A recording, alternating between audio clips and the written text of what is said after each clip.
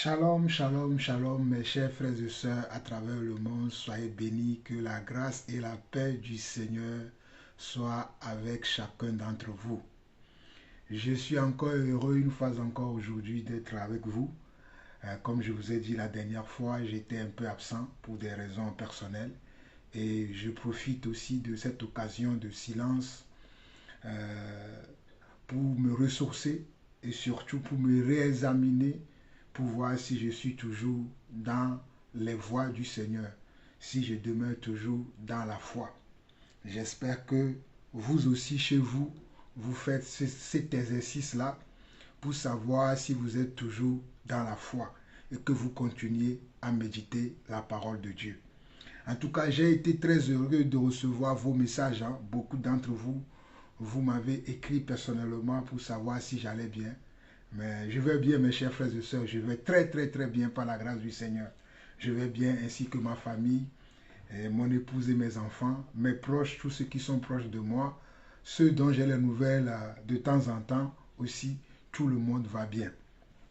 Alors, je vous remercie pour tous vos soutiens, pour l'amour que vous me témoignez, me considérant toujours comme un frère dans le Seigneur, un serviteur du Seigneur. Que le Seigneur lui-même se souvienne de vous, de vos prières et surtout de votre amour que vous me témoignez. Alors, mes chers frères et sœurs, aujourd'hui, j'ai un peu de temps. J'ai reçu une question qu'un frère m'a envoyée, un frère du côté de Cameroun, un frère que j'aime bien qui s'appelle David. Le frère David, je te salue et je salue toute l'assemblée du Cameroun. Et ta question, comme je te l'ai dit, on en a parlé déjà par WhatsApp et je t'ai dit que je vais pouvoir utiliser cette question-là pour pouvoir parler à tous nos frères et sœurs à travers dans le monde parce que peut-être certains d'entre eux aussi se posent ce genre de questions ou ont des doutes ou n'ont pas de précision concernant ces choses. Donc la question que nous allons aborder aujourd'hui, c'est, on va dire, c'est trois questions en deux volets. Mais avant de continuer de vous lire cette question et de rentrer dans le vif du sujet, laissez-moi, comme d'habitude, comme vous le savez déjà, que nous puissions donner un mot de prière pour que notre Seigneur soit toujours avec nous comme il a toujours fait. Père éternel, Dieu d'amour, Dieu de paix, Dieu de grâce, nous te bénissons, nous te rendons toute la gloire. Toi qui es notre Père, toi qui es notre Dieu, toi qui es notre source d'inspiration, toi qui es notre source, Seigneur Dieu, de joie et de paix. Nous venons encore devant ton trône de grâce ce soir pour te dire merci. Merci déjà pour la bonne santé que tu nous donnes. Merci pour ton souffle de vie que tu renouvelles tous les jours dans notre vie. Et merci également pour ta parole qui résonne dans nos cœurs, qui résonne, Seigneur Dieu, dans notre esprit et qui nous amène à produire du fruit pour toi. Père éternel, nous voulons encore plonger nos regards dans ta parole afin de connaître tes voies, afin de connaître tes pensées et surtout connaître ta volonté pour nous qui sommes tes enfants. Père, viens nous éclairer, viens nous édifier, viens nous montrer encore le chemin de la vérité, le chemin que toi-même tu as tracé pour nous et non le chemin des hommes.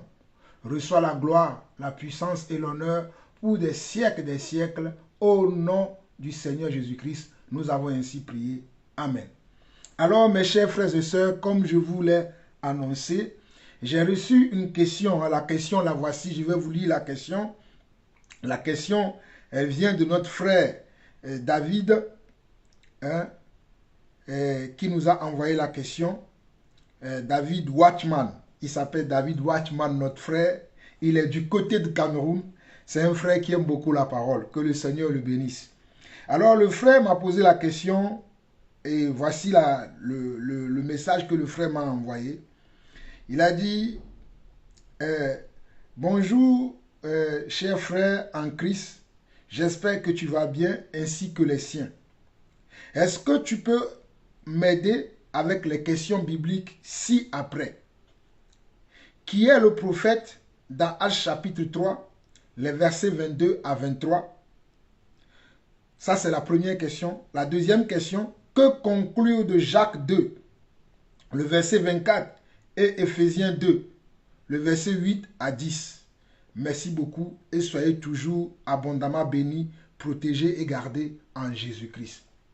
Donc la question de notre frère David, le premier volet de sa question est de savoir qui est le prophète dans Actes chapitre 3, les versets 22 au verset 23. Qui est le prophète dont Actes chapitre 3 parle dans le verset 22 et dans le verset 23. Alors, mes chers frères et sœurs, nous allons aller lire Actes chapitre 22. Nous allons aller lire Actes chapitre 22 et nous allons voir le verset 22 au verset 23. Bon, donc je suis dans Actes chapitre 22. Je vais lire la parole du Seigneur. Actes chapitre 22.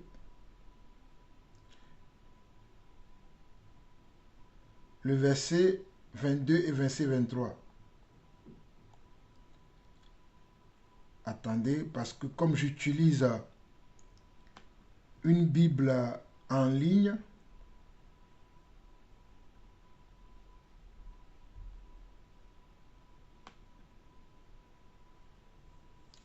voilà, à chapitre 22, à chapitre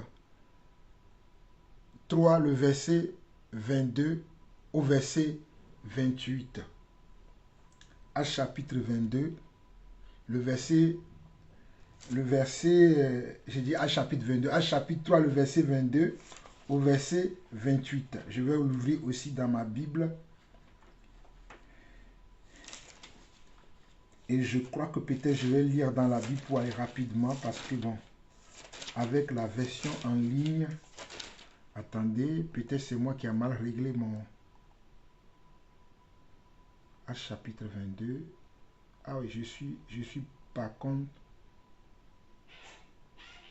À chapitre 3, le verset 22 au verset 23.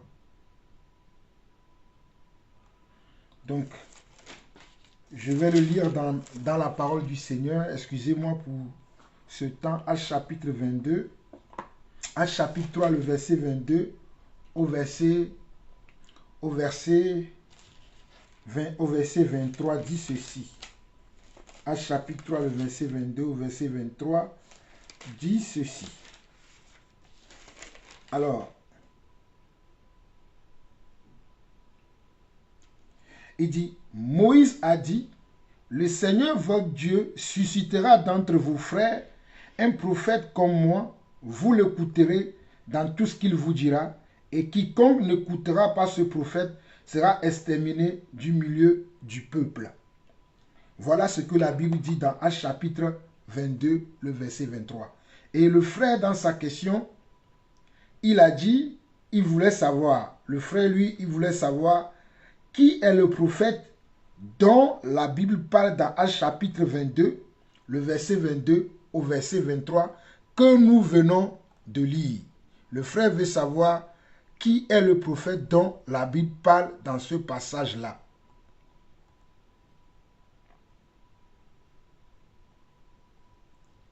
Actes chapitre 3, le verset 22, je vais le lire en ligne avec la version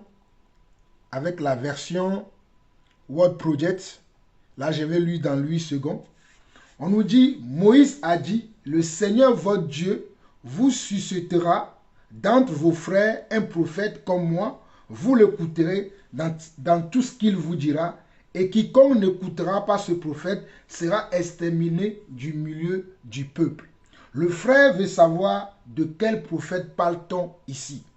Mes chers frères et sœurs à travers le monde, parfois quand nous lisons la Bible, nous lisons la parole de Dieu, nous avons besoin d'aller doucement et de demander à l'Esprit de nous aider à comprendre ce que nous lisons.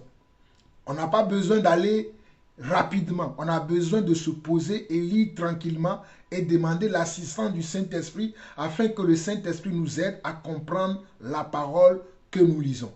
Je vais faire cet exercice-là avec vous directement et vous allez voir que ce verset était facile à comprendre. Enfin, pour moi, c'est facile à comprendre, mais je ne sais pas si nous avons toute la connaissance. Voilà pourquoi je me suis dit, je vais partager et et cet enseignement, cette question-là avec vous, cette question que le frère m'a posée. Nous sommes dans Actes chapitre 3. Pour comprendre le verset 22, nous devons aller plus loin. Nous devons aller plus loin pour pouvoir comprendre ce verset 22-là, pour voir de qui parle-t-on dans ce verset 22 de Actes chapitre 3. Si nous allons à partir du verset,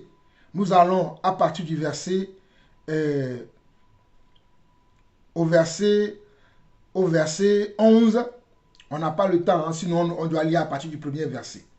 On nous dit, comme ils ne quittaient pas Pierre et Jean, tout le monde étonné accourut vers eux au portique dit de Salomon. Pierre, voyant cela, dit au peuple, « Hommes israélites, pourquoi vous vous étonnez, vous, de cela? Pourquoi avez-vous les regards fixés sur nous, comme si c'était par notre propre puissance ou par notre piété que nous eussions fait marcher cet homme? Le Dieu d'Abraham, d'Isaac et de Jacob, le Dieu de notre Père a glorifié son serviteur Jésus, que vous avez livré et régné devant Pilate, qui était d'avis qu'on le relâche. Vous avez régné le saint et le juste, et vous avez demandé qu'on vous accordât la grâce d'un meurtrier. Vous avez fait mourir le prince de la vie, que Dieu a ressuscité des morts, nous en sommes témoins. C'est par la foi en son nom que son nom a raffermi celui que vous voyez et connaissez. C'est la foi en lui qui a donné à cet homme cette entière guérison en présence de vous tous. Et maintenant, frères, je sais que vous avez agi par ignorance ainsi que vos chefs. Mais Dieu a accompli de la sorte ce qu'il avait annoncé d'avance par la bouche de tous ses prophètes, que son Christ devait souffrir. La révélation des versets qui vont suivre commence par le verset 18. Regardez bien ce que le Seigneur dit ici.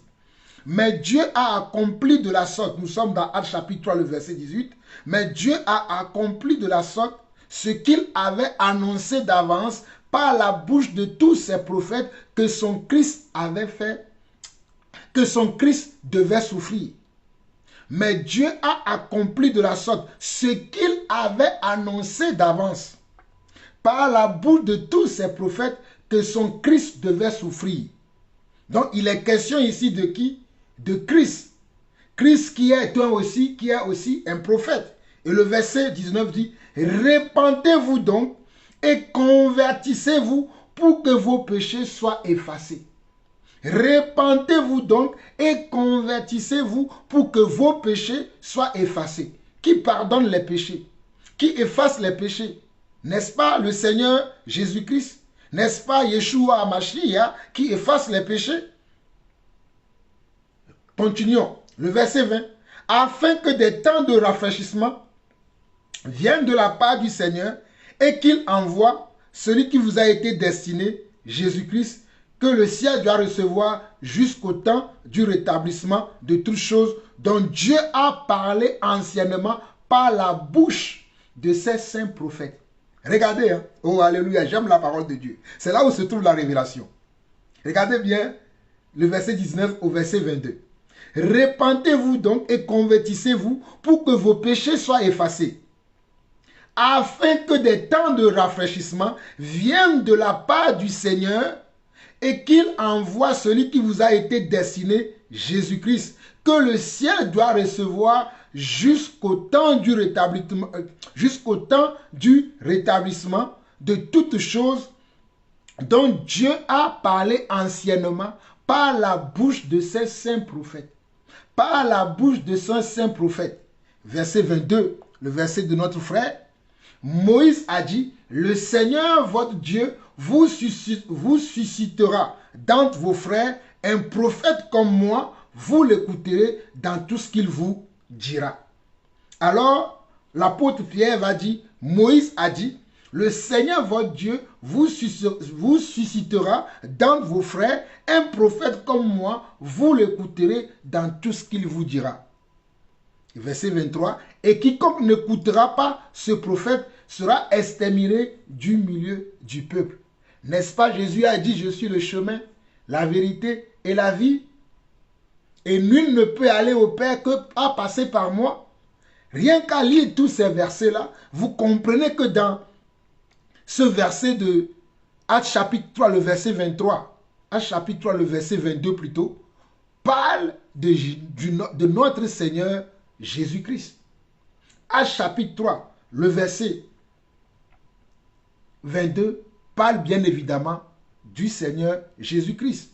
Et le passage dont Pierre parle ici dans Actes chapitre 3, le passage que Pierre a cité en parlant des prophètes qui ont, bon, il y a plusieurs prophètes qui ont parlé, mais il a dit, Moïse a dit, le Seigneur votre Dieu vous suscitera dans vos frères un prophète comme moi. Il fait allusion à quel passage? Il fait allusion à Deutéronome chapitre 18.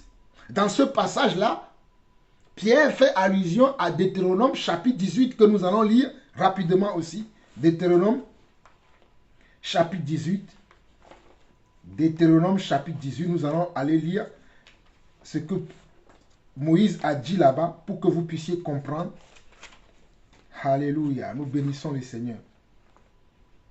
Deutéronome chapitre 18, le verset 15 dit, « L'Éternel ton Dieu te suscitera du milieu de toi, dans tes frères, un prophète comme moi, vous l'écouterez. » Vous avez vu? Deutéronome chapitre 18, le verset 15,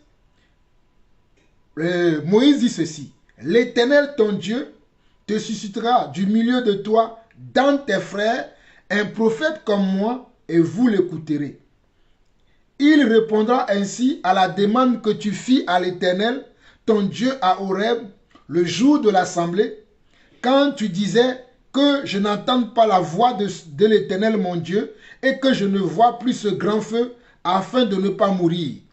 L'Éternel me dit, ce qu'ils ont dit est bien. Je leur susciterai, verset 18 encore, Deutéronome 18, 18. Je leur susciterai du milieu de leurs frères un prophète comme toi. Je mettrai mes paroles dans sa bouche et il dira tout ce que je lui commanderai. Et si quelqu'un n'écoute pas mes paroles qu'il dira en mon nom, c'est moi qui lui en demandera compte. C'est moi qui lui en demandera compte.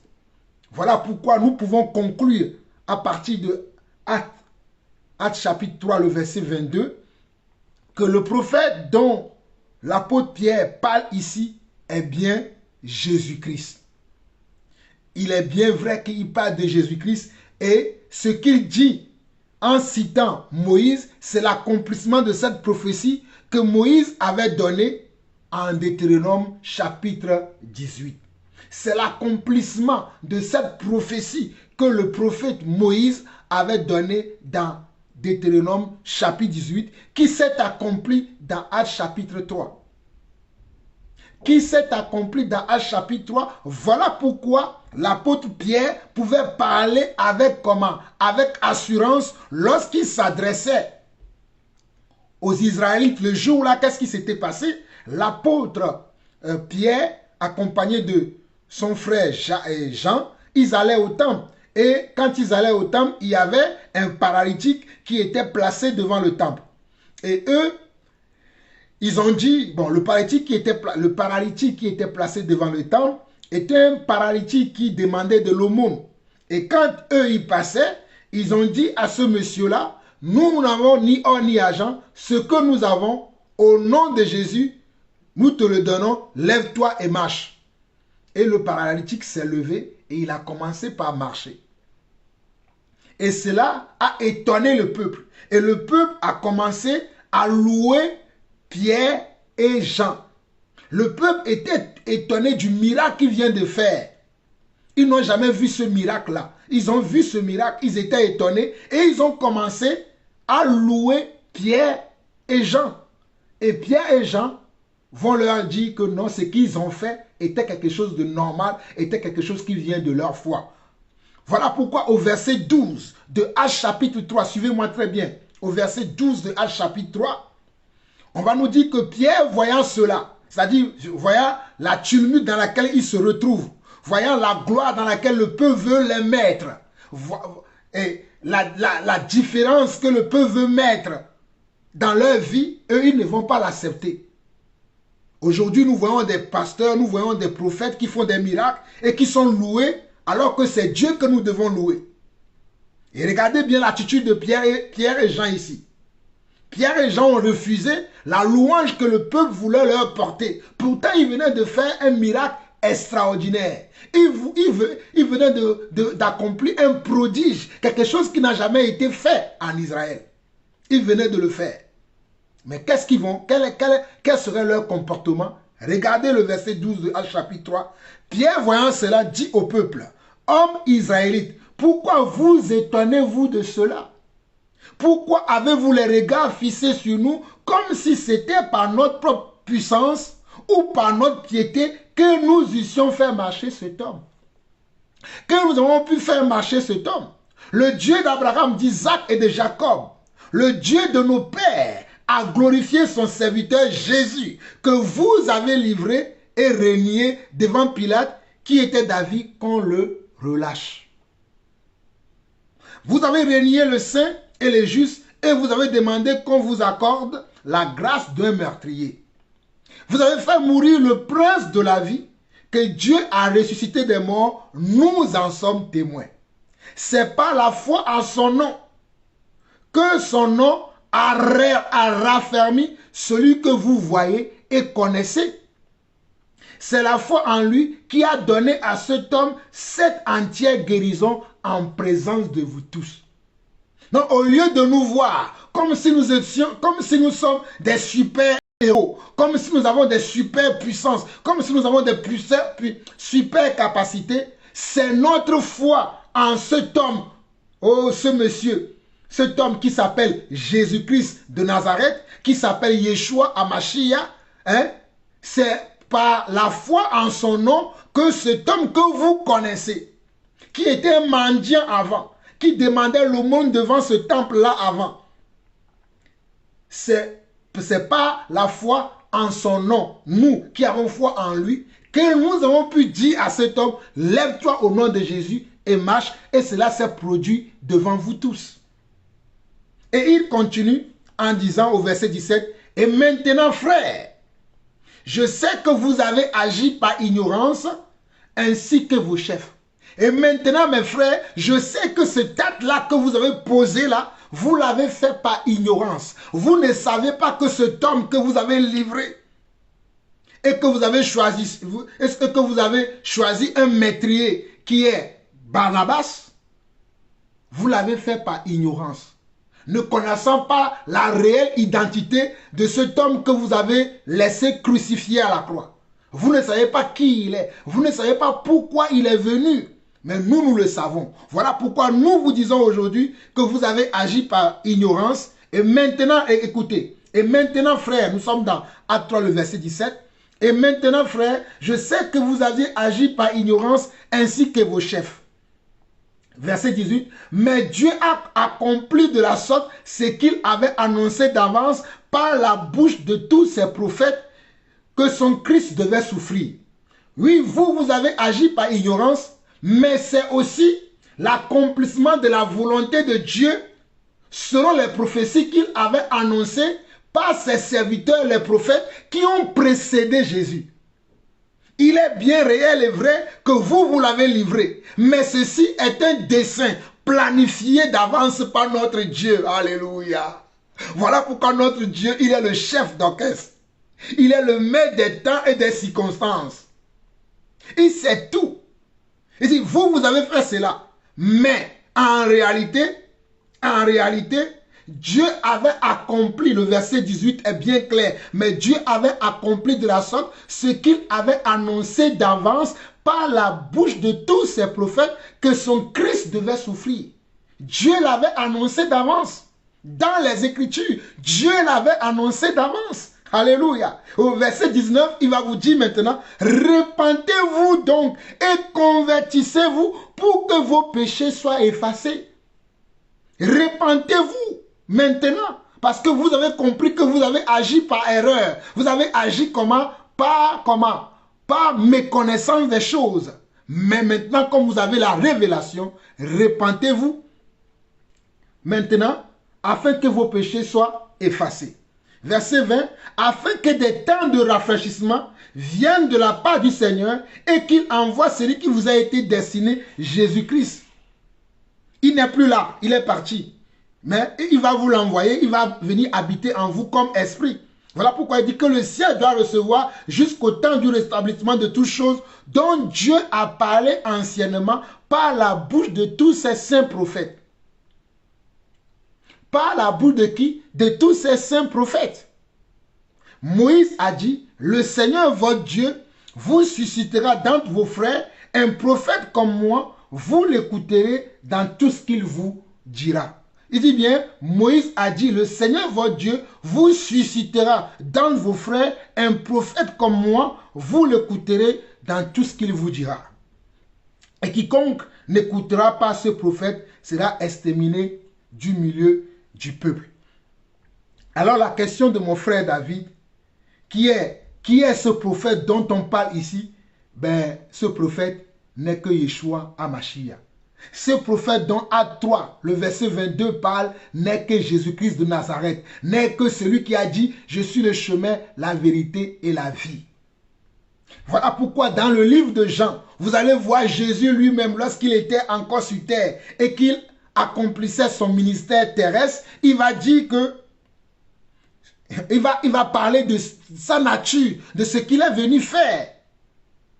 Il va le dire dans plusieurs passages dans le livre de Jean. Et d'ailleurs, quand il est ressuscité, il va encore dire, il va encore montrer à ses disciples que c'est de lui que tous les prophètes ont parlé dans la loi de Moïse, dans la loi de Moïse, dans les psaumes et même les prophètes qui lui ont succédé ont parlé de lui, ont témoigné de lui, et que tout l'ancienne alliance était un témoignage de la personne qu'il est. Je dis bien que l'ancienne alliance, la Torah et les prophètes étaient un témoignage de la personne de Jésus-Christ. Lui-même, il a dit dans Luc chapitre 24. Allons lire rapidement Luc chapitre 24, du verset 44, au verset, Luc chapitre 24, verset 44 au verset 53, je crois. On va le lire, comme ça vous allez bien comprendre. Luc chapitre 24. Voilà. Là, c'est lorsque Jésus est ressuscité. On n'a pas le temps, vous pouvez lire à partir du premier verset, vous qui êtes à la maison. Et les disciples d'Emmaüs ne l'ont pas reconnu, n'ont pas reconnu que c'est lui, leur Seigneur, qui suivait. Mais à un moment donné, le Seigneur va se révéler à eux et il va confirmer son identité en leur disant la personne qu'il est. Et voilà pourquoi, au verset 44, il va dire, puis il leur dit, c'est là ce que je vous disais lorsque j'étais encore avec vous, qu'il fallait que s'accomplisse tout ce qui était écrit de moi dans la loi de Moïse, dans les prophètes et dans les psaumes. Jésus va leur révéler son identité en leur disant, puis il leur dit, c'est là ce que je vous disais lorsque j'étais encore avec vous, qu'il fallait que s'accomplisse tout ce qui était écrit de moi, qu'il fallait que cela soit accompli. Jésus va dire, c'est là ce que je vous disais lorsque j'étais encore avec vous, qu'il fallait que s'accomplisse tout ce qui était écrit de moi dans la loi de Moïse, dans les prophètes et dans les psaumes.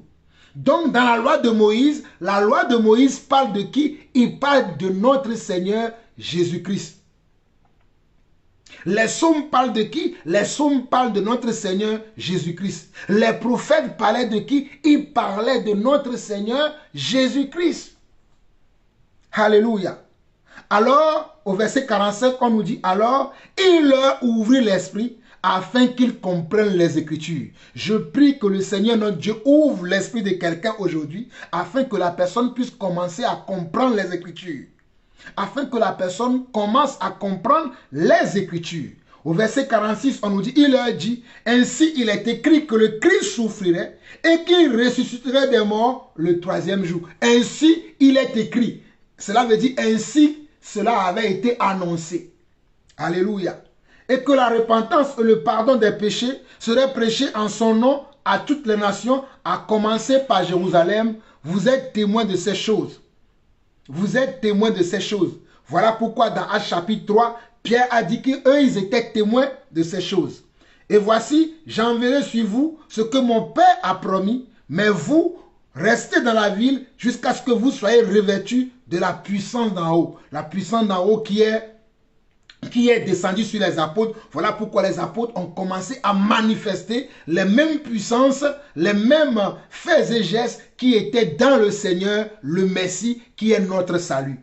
Au verset 50, il les conduisit jusqu'au vers Béthanie et ayant levé les mains, il les bénit. Pendant qu'il les bénissait, il se sépara d'eux et il fut enlevé au ciel. Vous voyez? Donc, c'est une prophétie, mais qui est accomplie. Et cette prophétie qui est accomplie parle de Jésus.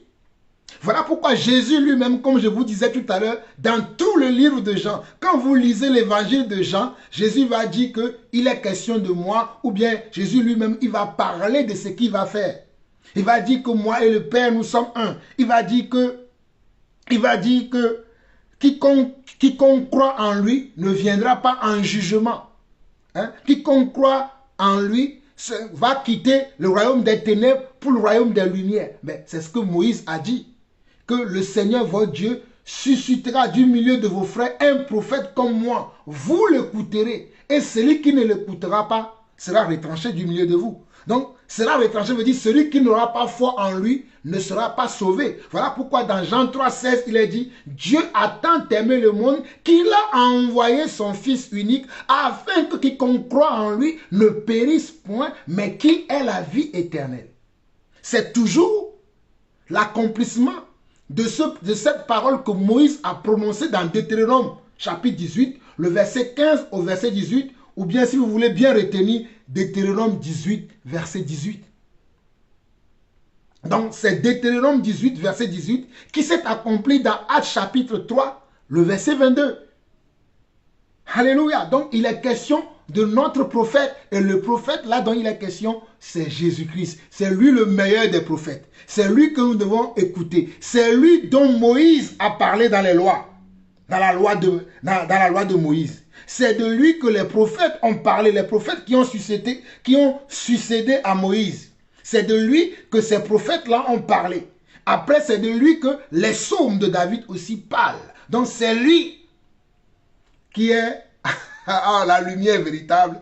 Et c'est à lui que nous devons nous attacher. J'espère que cette question-là vous a éclairé vous aussi. C'est la question de notre frère David. Mais quand je lisais la question, le Seigneur a mis dans mon cœur que je puisse partager cette question-là avec toute l'église. Parce qu'il y a beaucoup qui peuvent avoir des doutes au sujet de ce prophète dont on parle là-bas. Et ce prophète dont on parle dans Actes chapitre 3 n'est que notre Seigneur Yeshua HaMashiach.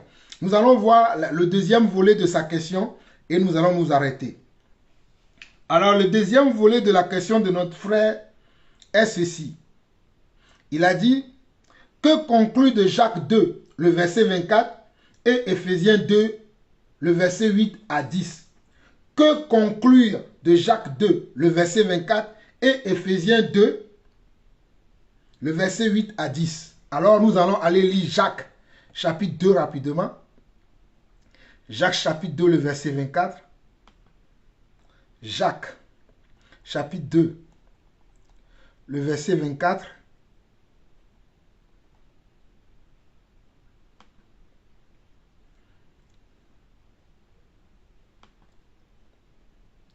Jacques chapitre 2, le verset 24 dit ceci. Vous voyez que l'homme est justifié par les œuvres et non pas la foi seulement. Vous voyez que l'homme est justifié par les œuvres et non pas la foi seulement. Et maintenant, Éphésiens 2, le verset 8 à 10, qu'est-ce que cela dit? Éphésiens 2, le verset 8 à 10, dit ceci. Nous allons lire Éphésiens 2, le verset 8 à 10, qui dit ceci.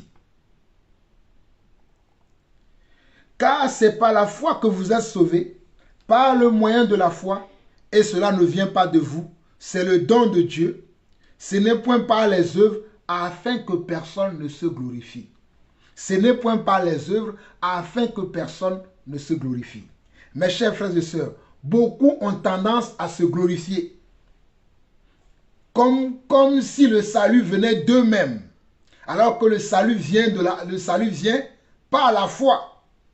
Car on nous dit, car quiconque croira et qui sera baptisé sera sauvé. Avant de croire, il faut avoir la foi. Il faut croire à un message. Et c'est ce message-là qui t'apporte le salut.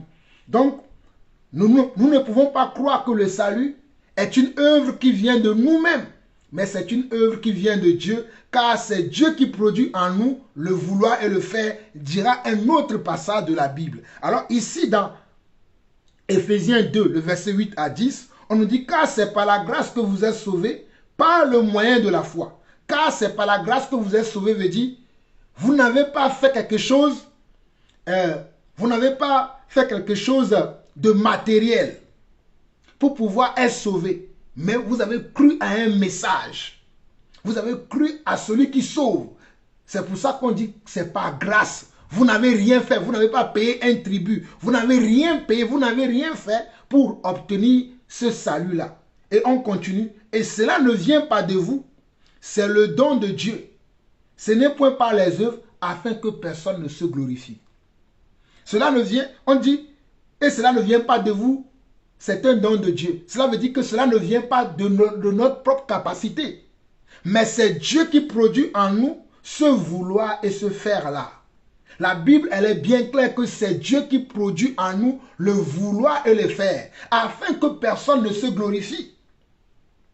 C'est Dieu qui produit en nous le vouloir et le faire. Donc, le frère disait, qu'est-ce que nous pouvons conclure de ces deux passages, c'est-à-dire de Éphésiens 2, le verset 8 au verset 10, et de Jacques 2, le verset 24. Il est bien vrai que si on n'est pas vraiment mature dans la foi, on va penser que ces versets se contredisent. Mais ces versets ne se contredisent pas. Ces deux versets se complètent. Alors, comment ils se complètent? Tu ne peux pas dire que tu crois en Dieu sans produire des œuvres. Tu ne peux pas dire que tu crois en Dieu sans produire des œuvres de ta foi. C'est impossible. D'ailleurs, ce n'est pas les œuvres de notre foi que les gens peuvent voir ou bien peuvent sentir la foi qui est en nous. Je reviens dans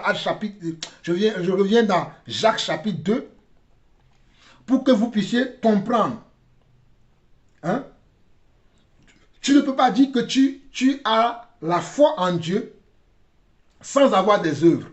C'est les œuvres que tu as qui démontrent la foi que tu as à l'intérieur de toi. Parce que la foi est une œuvre comment? Invisible. On ne voit pas la foi. La foi est matérialisée par les œuvres, les actions que nous menons tous les jours. Je répète encore cette phrase. La foi est matérialisée par les œuvres, les actions que nous faisons tous les jours. Donc tu ne peux pas dire que tu as la foi sans avoir des œuvres. Mais maintenant, ce que tu ne dois pas oublier, les œuvres que tu fais, ou bien que tu mets en action tous les jours, qui sont visibles, ne viennent pas de ta propre force, pour que tu te glorifies comme si c'est toi qui le faisais. Voilà pourquoi dans Éphésiens 2, le verset 8, on va dire que, je vais lire ça rapidement, Éphésiens 2, parce qu'il est très important que nous puissions comprendre ces choses qui sont très simples à comprendre, mais parfois nous ne les comprenons pas et nous nous comportons comme si nous avons tout déjà accompli, alors que nous devons comprendre réellement ce que la parole de Dieu veut nous faire comprendre dans ces passages qui sont très importants pour nous les enfants de Dieu. Car c'est par grâce que vous êtes sauvés, par le moyen de la foi. Car c'est par grâce que vous êtes sauvés, par le moyen de la foi, et cela ne vient pas de vous, car c'est un don de Dieu. Ce n'est point par les œuvres, afin que personne ne se glorifie. Et le verset 10, car nous sommes son ouvrage, ayant été créés en Jésus-Christ pour de bonnes œuvres que Dieu a préparées d'avance afin que nous les pratiquions. Donc celui qui croit en Dieu, celui qui met sa foi en Dieu, rentre dans un processus que Dieu lui-même a établi afin que cette dernière puisse poser certains actes, puisse poser certains comportements, puisse avoir un style de vie. Mais cela ne vient pas de la personne. Voilà pourquoi le verset 10 dit, car nous sommes son ouvrage, ayant été créé en Jésus-Christ pour de bonnes œuvres, que Dieu a préparées d'avance afin que nous les pratiquions. Pour de bonnes œuvres que Dieu a préparées d'avance. Lorsque Dieu appelle chacun d'entre nous à devenir ses enfants, il a préparé des œuvres d'avance qui vont avec cet appel-là que nous allons commencer à mettre en application ou bien que nous allons commencer à mettre en pratique. Lorsque Dieu nous appelle, il a préparé d'avance des œuvres qui vont aller avec nous, qui vont marcher avec nous. Cela a plusieurs connotations que nous devons savoir. La première des choses que nous devons savoir, c'est parce que nous avons eu foi en lui. Et c'est lui qui produit en nous ce vouloir-là et ce faire-là. Cela ne vient pas de nous-mêmes, afin que chacun d'entre nous soit comment? Soit humble.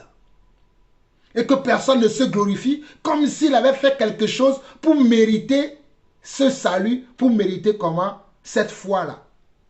C'est parce que nous avons cru en lui. Et même cette croyance que nous avons eue en lui, que nous avons eue en lui, c'est même lui qui nous l'a donné. Voilà pourquoi la Bible dit, qu'as-tu que tu n'aies reçu? Et si tu l'as reçu, pourquoi te glorifies-tu? Donc tu ne peux pas dire, comme nous l'avons vu dans Jacques chapitre 2, Jacques chapitre 2, lisons-le encore. Jacques chapitre 2, le verset 24 qui dit, voyez-vous que l'homme est justifié par les œuvres et non par la foi seulement. Pourquoi j'insiste sur ce passage-là? Aujourd'hui, il y a des gens qui vont dire que comme Dieu a préparé des œuvres d'avance afin que nous les pratiquions, que les œuvres ne sont pas importantes. Qu'une fois que tu crois au Seigneur et que tu as confessé ta foi au Seigneur, c'est bon, tu es sauvé. Il est bien vrai qu'une fois que nous avons confessé notre foi, notre engagement envers le Seigneur, que nous voulons marcher avec lui, nous sommes sauvés. Mais il faut que nous ayons des comportements qui vont avec. Il faut que nous ayons des actions qui vont avec. Parce que Jacques nous l'explique bien ici. Car si nous commençons à partir du premier verset de Jacques chapitre 2, avant que Jacques ne puisse dire au verset 24, avant que Jacques ne puisse dire au verset 24 que voyez-vous que l'homme n'est pas simplement justifié que par la foi, mais il est aussi justifié par les œuvres. Voilà pourquoi Jacques va dire au premier verset de Jacques, il va dire, mes frères, que votre foi en notre Seigneur Jésus-Christ soit exempte de toute acception de personne. Regardez bien, que notre, oh, alléluia, mes frères, que votre foi en notre Seigneur Jésus-Christ soit exempte de toute acception de personne. Supposez en effet qu'il entre dans votre assemblée un homme avec un anneau d'or et un habit magnifique et qu'il y entre aussi un pauvre misérablement vêtu. Si tournant vos regards vers celui qui porte l'habit magnifique, vous lui dites, toi, assis-toi à cette place d'honneur, et si vous dites au pauvre, toi, tiens-toi là debout, ou bien assis-toi en dessous de mon marchepied, ne faites-vous pas en vous-même une distinction et ne jugez-vous pas sous l'inspiration de pensées mauvaises? Regardez, et ne jugez-vous pas sous l'inspiration de pensées mauvaises? Écoutez mes frères bien-aimés, Dieu n'a-t-il pas choisi les pauvres aux yeux du monde pour qu'ils soient riches en la foi et héritiers du monde qu'il a promis à ceux qu'il aime? Et vous qui avilissez le pauvre, ne sont-ce pas les riches qui vous oppriment et qui vous traînent devant les tribunaux? Ne sont-ce pas eux qui outragent le beau nom que vous portez? Si vous accomplissez la loi royale, selon l'Écriture, tu aimeras ton prochain comme toi-même, vous faites bien. Mais si vous faites acception de personne, vous commettez un péché, vous êtes condamnés par la loi comme des transgresseurs. Car quiconque observe toute la loi, mais pêche contre un seul commandement, devient coupable de tous. En effet, celui qui a dit, tu ne commettras point d'adultère, a aussi dit, tu ne tueras point. Or, si tu ne commets point d'adultère, mais que tu commets un meurtre, tu deviens transgresseur de la loi. Parlez et agissez comme devant être jugé par une loi de liberté. Car le jugement est sans miséricorde pour qui n'a pas fait miséricorde. La miséricorde triomphe du jugement. Mes frères, que sert-il à quelqu'un de dire qu'il a la foi s'il n'a pas les œuvres? Écoutez bien le verset 14. Mes frères, que sert-il à quelqu'un de dire qu'il a la foi s'il n'a pas les œuvres? La foi peut-elle le sauver? S'il n'a pas les œuvres qui doivent aller avec la foi, la foi et les œuvres marchent ensemble. Tu ne peux pas dire que tu as la foi sans les œuvres. Et tu ne peux pas dire que tu as les œuvres non plus sans la foi. C'est la foi et les œuvres qui marchent ensemble. D'ailleurs, ce sont les œuvres qui vont montrer la foi que tu as. Voilà pourquoi Jacques nous dit, si un frère, nous sommes au verset 15, si un frère ou une sœur sont nus et manquent de la nourriture de chaque jour, et que l'un d'entre vous leur dise, allez en paix, chauffez-vous et vous rassasiez, et que vous ne leur donniez pas ce qui est nécessaire au corps, à quoi cela sert-il? Il en est ainsi de la foi. Si elle n'a pas les œuvres, elle est morte en elle-même. Il en est ainsi de la foi. Si tu dis que tu as la foi, mais tu ne montres pas les œuvres de ta foi sera morte. Ta foi sera une foi qui ne produit pas. Et une foi qui ne produit pas est une foi qui est morte. Voilà pourquoi Jacques nous dit, au verset 17 de Jacques 2, il en est ainsi de la foi, si elle n'a pas les œuvres, elle est morte en elle-même. Mais quelqu'un dira, tu as la foi et moi j'ai les œuvres. Montre-moi ta foi sans les œuvres et moi je te montrerai la foi par mes œuvres.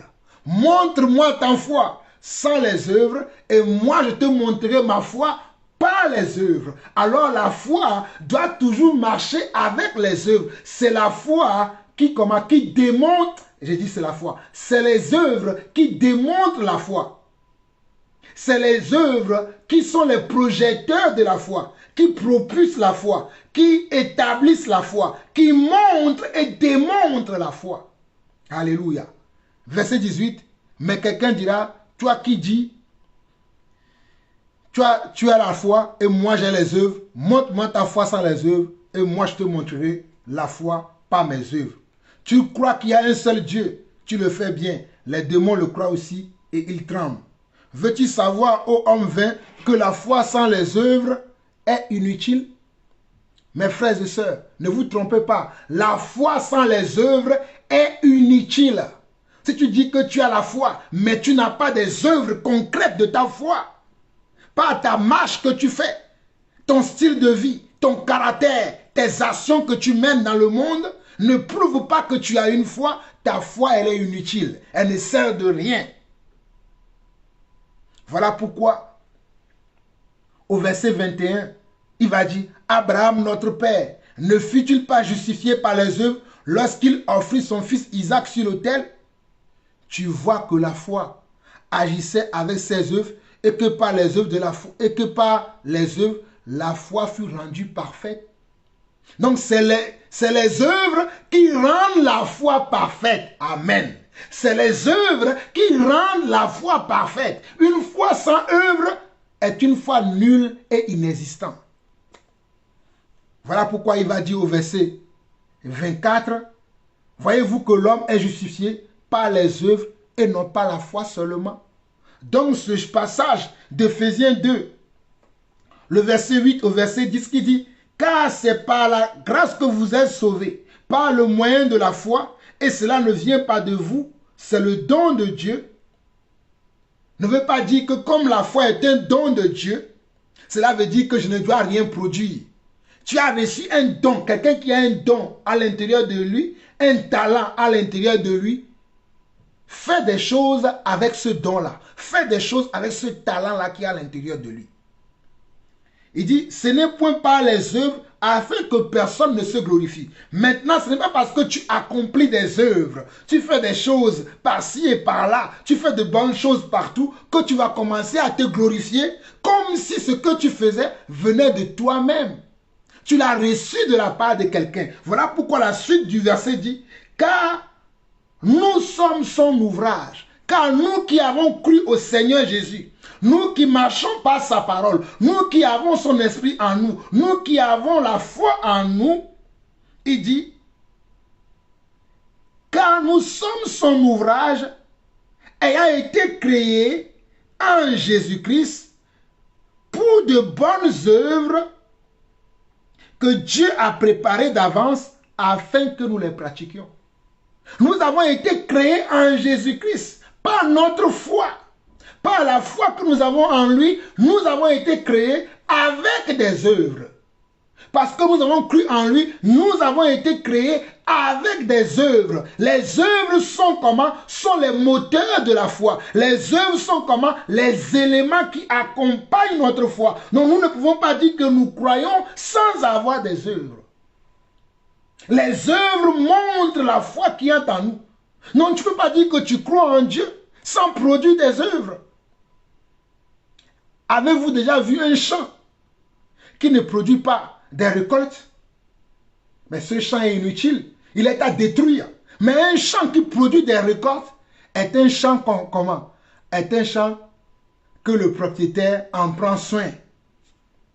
Hein? Le propriétaire en prend soin parce qu'il sait que son champ produit des récoltes. Et de la même manière que nous, enfants de Dieu, nous allons produire des œuvres, non pas pour notre propre gloire, mais pour la gloire de Dieu. Dieu sera toujours glorifié dans notre vie. Et Dieu fera de telle sorte que nous ayons plusieurs œuvres, nous ayons plusieurs capacités, nous ayons plusieurs dons, plusieurs talents pour la gloire de son nom.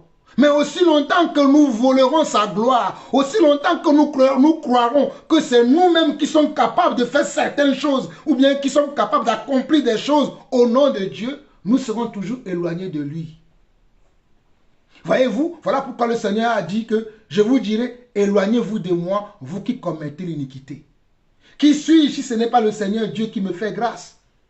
Qui suis-je si ce n'est pas le Seigneur Dieu qui m'accorde un don excellent? Voilà pourquoi la Bible dit dans le livre de Jacques, Jacques encore, chapitre 1 je crois, oui c'est ça, que tout don excellent et toute grâce excellente descendent d'en haut du Père des Lumières. Et le Père des Lumières c'est qui? C'est notre Dieu encore.